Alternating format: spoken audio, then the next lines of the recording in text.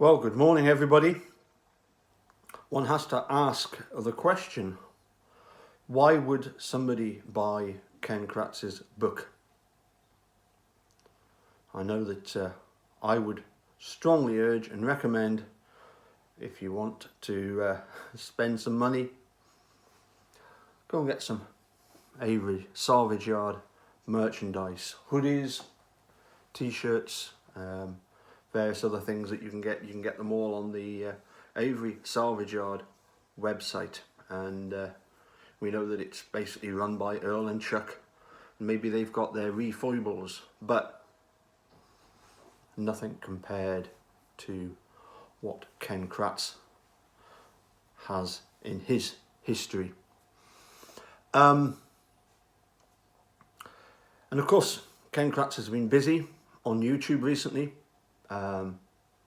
promoting his book. It's not a new book, it is the same old rubbish, repackaged with 2 new chapters. 2 new chapters full of lies and nonsense.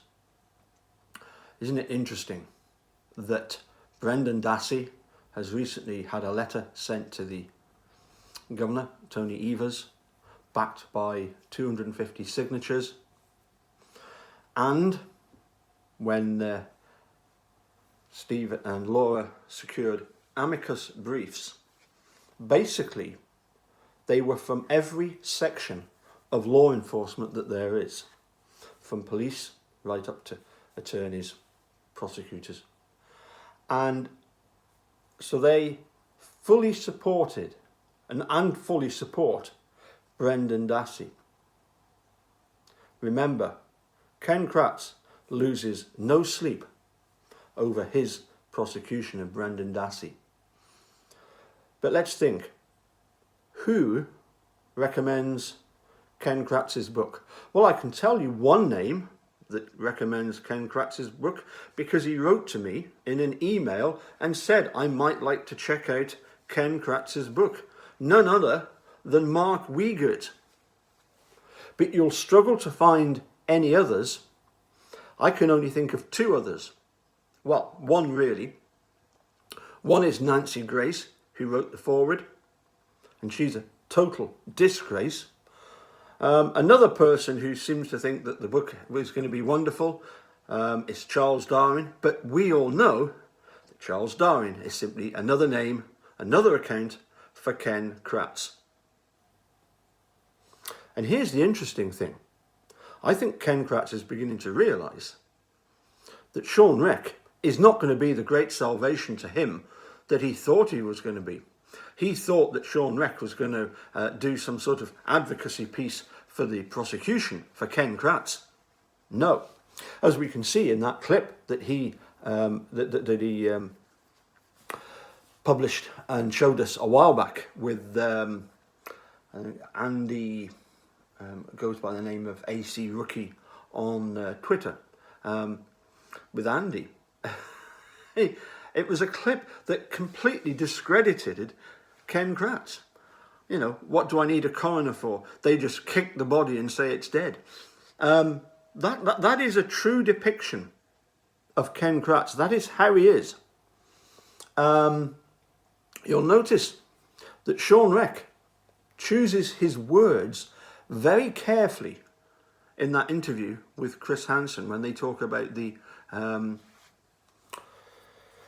guy that came forward, the nonsense about him confessing to having murdered. I can't even remember his name now. It was that unimportant.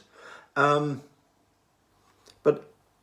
what Ken Kratz didn't realise and doesn't realise, maybe he is just beginning to realise, is that Sean Reck actually wants to see Ken Kratz exposed for the liar that he is. The actual term that apparently he's used to describe Ken Kratz is that he is I believe the term is POS, whatever that means. So as I say, he wants to see Ken Kratz unmasked for the vile creature that he is. But of course, He can't do it in his own video because he needs to show that he's presenting both sides of the case. Anyway,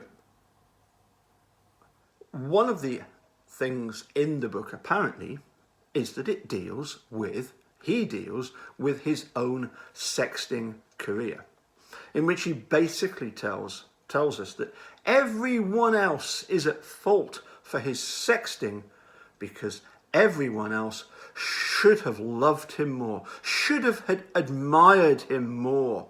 Remember that letter to Fallon when the Stephanie Van Grohl incident first got exposed by Foley.